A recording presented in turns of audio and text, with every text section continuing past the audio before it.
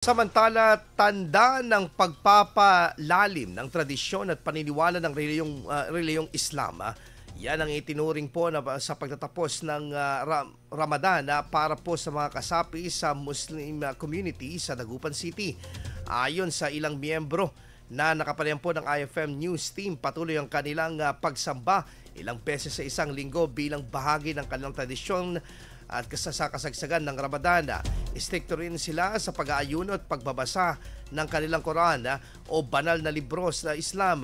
Nag-umpisang Ramadan noong March 2 na nakadepende sa buwan o moon sightings.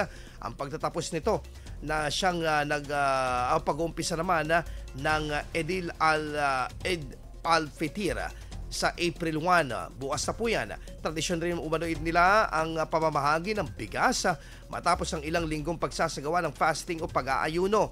Tinatayang nasa 500 hanggang 700 ng mga Muslims ang nasa lungsod ang magtitipon-tipon para sa pagsasagawa ng naturang tradisyon kada taon.